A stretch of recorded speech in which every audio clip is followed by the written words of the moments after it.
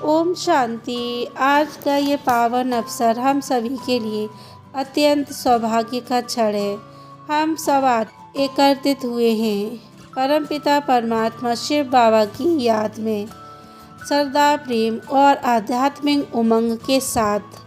जब आत्माएं एक उद्देश्य से मिलती हैं तो ही वातावरण साधारण नहीं रहता, वह पवित्र बन जाता है। तो आज इस स्थान पर जो शांति की किरणें अनुभव कर हो रही हैं, वह हमें ये एहसास करा रही है कि परमात्मा का स्नेह और शक्ति हमारे बीच में उपस्थित है।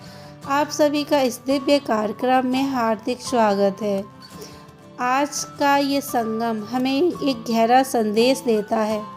जीवन केवल बाहरी उपलब्धियों का नाम नहीं है, जीवन आध्यात्मिक उन्नति का नाम है। हम सब आत्माएं हैं, शांति हमारा स्वभाव है, प्रेम हमारी प्रकृति है और पवित्रता हमारी पहचान है। लेकिन जब हम देहाभिमान में आ जाते हैं तो छोटी छोटी बातें हमें बहुत विचलित कर देती है। क्रोध, चिंता और असंतोष, ये सब हमारी आध्यात्मिक आत्मिक शक्ति को कमज़ोर कर देते हैं। तो परमपिता परमात्मा शिव बाबा हमें ये याद दिलाते हैं कि बच्चे, तुम शक्तिशाली आत्मा हो। जब हम दिन प्रतिदिन कुछ समय बाबा की याद में बैठते तो हमारा मन भी शांत होता है और विचार शुद्ध होते हैं और जीवन में स्थिरता आती है। सच्चा परिवर्तन बाहर से नहीं, ये तो भीतर से आरंभ होता है। यदि हम अपने विचार बदल दें तो परिस्थितियों का प्रभाव कम हो जाता है और यदि हम अपने संस्कार बदल लें तो फिर हमारा पूरा भविष्य ही बदल जाता है। आज हम यहाँ केवल एक कार्यक्रम देखने नहीं आए हैं, बल्कि स्वयं को बदलने का संकल्प भी लेने आए हैं। उतना ही आप पानी पियोगे, लेवल बंद हो जाएगा ना। अब पानी की जगह पर आपको पेट्रोल दिया जाए तो उसको पी सकते हैं। प्यास ही तो लग रही है, वो भी तो लिक्विड है, पानी की तरह ही है, उसको भी तो पीते हैं। आत्मा की प्यास, मतलब शरीर की प्यास को शांत कर सकते हैं? नहीं। क्यों? आत्मा के अंदर जल का तत्व है, वो तत्व है ना जल। दूसरी चीज नहीं चाहिए उसके रिप्लेस में, है ना। आत्मा के अंदर भी क्या, जैसे ही आत्मा के वास्तविक गुण तो सुख, शांति, प्रेम, पवित्रता ये है ना, तो उसकी जगह पर हम और चीजों को लेके आ रहे हैं तो उससे क्या होगा? और चीज हमारा बाहरी दुनिया की जो चीजें हैं ना, सुख सुविधाओं के रूप में, उनको हम अपने पास लेके आते हैं। चलो इससे नहीं तो इससे सुख मिल जाएगा, इससे नहीं तो इससे शांति मिल जाएगी। क्या होता है? नहीं होता ना, क्योंकि वो वास्तविक गुण तो हम आत्मा के अंदर है और वो हमारे सारे यूज होते होते खत्म हो चुके हैं। अभी नेक्स्ट लकीर जाकर के बचिए, मतलब खाली हो गए।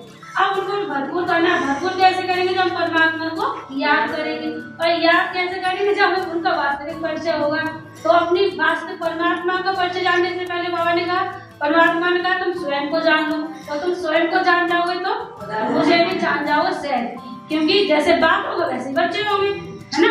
अगर बाप के 4 हाथ पैर, ये शरीर का आकृति ये है, तो बच्चे की भी वैसी होगी। तो हम आत्मा का रूप क्या है? ज्योति बिंदु।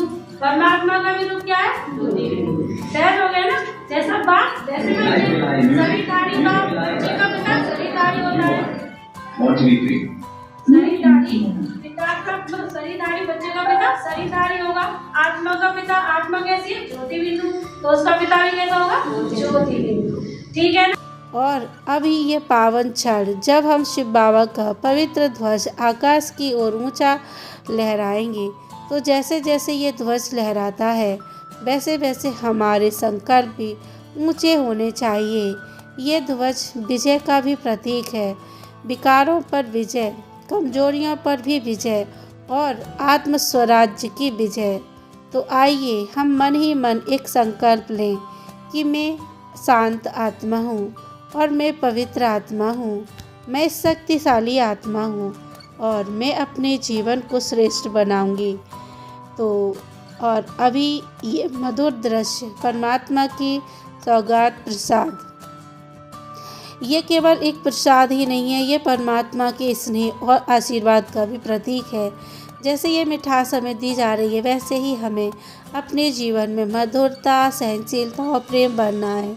परमात्मा की यह सौगात हमें ये याद दिलाती है कि हम अकेले नहीं हैं। उनकी शक्ति और मार्गदर्शन सदैव हमारे साथ है।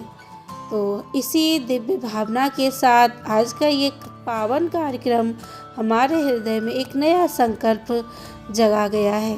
तो आइए हम हर रोज़ कुछ समय परमात्मा की याद में बैठकर अपने जीवन को ऐसे ही श्रेष्ठ बनाएंगे।